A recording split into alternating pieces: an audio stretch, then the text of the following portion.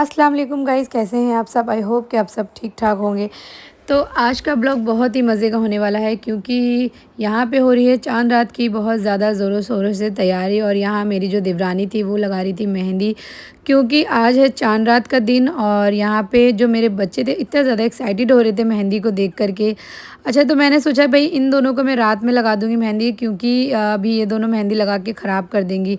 अच्छा, उसके बाद इतना ज़्यादा काम हो गया था ना कि बिल्कुल भी टाइम नहीं मिल पाया। अच्छा, ये थी मेरे देवरानी की मेहंदी, जो आप लोगों ने कमेंट करके बताना है कि मेहंदी कैसी लगी। अच्छा, लेग्स का जो डिज़ाइन था वो बहुत ही अमेजिंग लगा था मुझे, और हाथों का तो बहुत ज़्यादा वाव था। यहाँ पे हम लोग बना रहे थे रील वगैरह चांद रात की, थोड़ी सी स्टेटस वगैरह डालने के लिए, तो यहाँ बहुत मस्ती हो रही थी। अच्छा, उसके बाद मैं यहाँ आ गई थी रूम में, क्योंकि बच्चों के लिए मैं कुछ लाई थी, तो बस मैं उन्हें सरप्राइज़ कर रही थी। बिग सरप्राइज, जल्दी जस्ट क्लोज योर आइज। ये लो आपका सरप्राइज, ये आपकी सरप्राइज। आप इतना रोए क्यों? इधर आओ। इतना मार पीट करके बाल वाल नोच लिया आप लोग एक दूसरे का। इधर आओ, मम्मी के पास आओ, मम्मी को देखो। अब इतना क्यों रोए? क्यों मारा? किसने मारा आपको? माई मारा? अरे मेरा बच्चा। आपको अच्छी लगी सरप्राइज? चलो इधर आओ, मम्मी के पास आओ। मिनाल, आपको ये पसंद आया?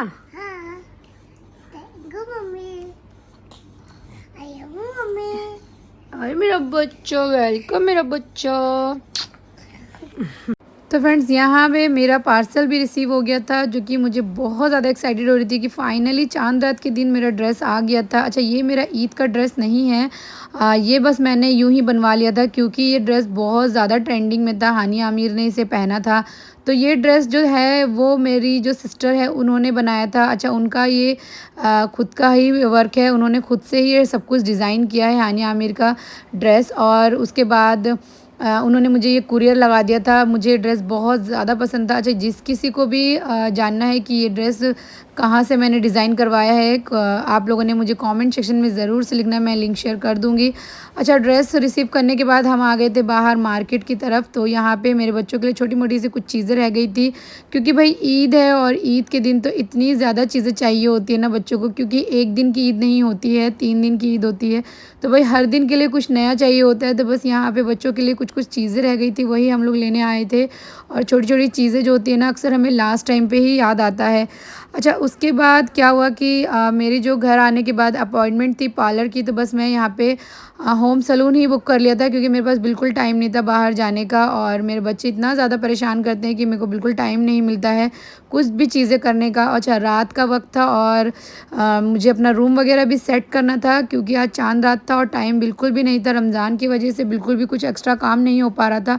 बहुत सारे लोगों के साथ ऐसा होता होगा, रमज़ान के टाइम पे बिल्कुल भी काम करने का मन नहीं करता। तो भाई आज थी चांद रात और इतनी ज़्यादा एक्साइटेड हो रही थी मैं, क्योंकि मुझे अभी मेहंदी लगवानी थी और दोनों बच्चों को भी लगानी थी मेहंदी। लेकिन मुझे बिल्कुल भी नहीं लग रहा था कि मुझे थोड़ा सा भी टाइम मिलने वाला है मेहंदी लगाने के लिए, क्योंकि चांद रात के दिन इतना ज़्यादा काम हो जाता है और बच्चे अलग से तंग करते हैं। और मेरे को अपना रूम वगैरह भी सेट करना था, घर भी सेट करना था। तो सबसे पहले तो मैं आ गई थी अपना मिरर सेट करने के लिए, क्योंकि बहुत दिन से मैं टाइम नहीं निकाल पा रही थी इसके लिए। तो बस मैंने यहाँ पे सारी चीज़ें अच्छी तरीके से अरेंज कर दी थी, वॉश वगैरह कर दिया था, और ये सारी सेटिंग करके मैंने यहाँ पे सारी चीज़ें वापस से लगा दी थी, जो कि मेरी ये डेली चीज़ें यूज़ होने वाली होती है ना। तो अक्सर मैं ना इसमें ना थोड़ी सी काम चोरी कर देती हूँ, बिल्कुल भी टाइम नहीं मिलता, इसलिए मैं कर नहीं पाती हूँ।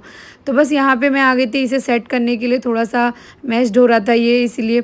अच्छा, उसके बाद मैं आपको एक चीज़ दिखाती हूँ। ये है मेरा इत्र बॉक्स, जो कि बहुत ज़्यादा ही अच्छा और क्यूट है। पैकेजिंग ये वुडन का है और मुझे बहुत ज़्यादा पसंद है। अच्छा, उसके बाद आ गए थे हम यहाँ पे इफ्तारी करने, क्योंकि काफ़ी लेट हो गया था और इफ्तारी बनाने में बहुत ज़्यादा टाइम लगता है। अच्छा, उसके बाद हमने यहाँ पे चाँद देखा, जो कि बिल्कुल भी दिखाई नहीं दे रहा था, इसलिए मैंने आप लोगों को चाँद नहीं दिखाया, क्योंकि बिल्कुल भी नज़र नहीं आ रहा था, क्योंकि बिल्कुल भी आइडिया नहीं था कि 29 का रोज़ा हो जाएगा और 29 का चाँद निकलना बहुत मुश्किल होता है दिखना।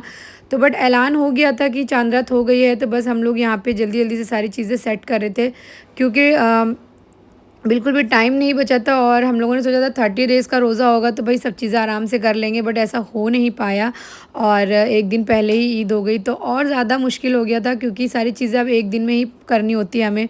तो भाई मेरी जो मिनाल है वो हमेशा मेरी हेल्प करती है कि देखती है कि मम्मा काम कर रही है, तो उससे जितना भी पॉसिबल हो पाता है क्यूट से वो उतनी मेरी हेल्प करती है। तो यहाँ बहुत एक्साइटेड हो रही थी ये।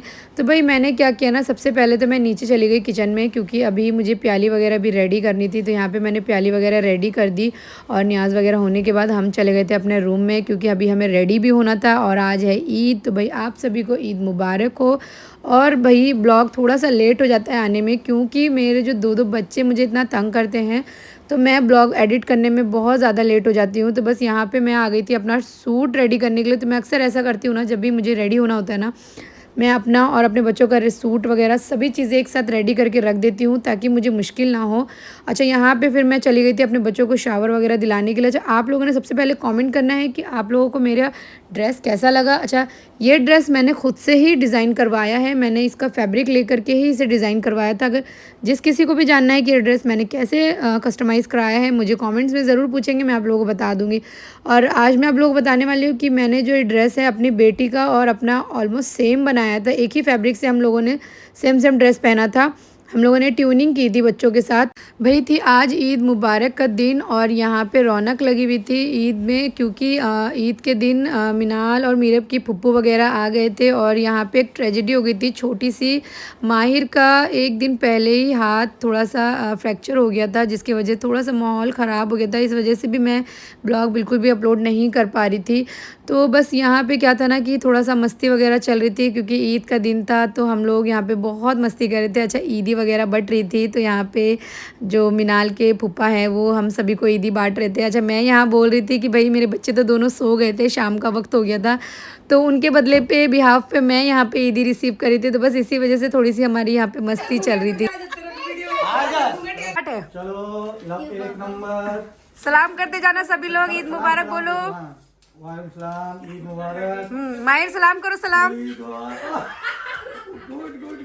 अहमद ईद मुबारक बोलो। ईद मुबारक बोलिए, ईद मुबारक। ईद मुबारक बोलिए,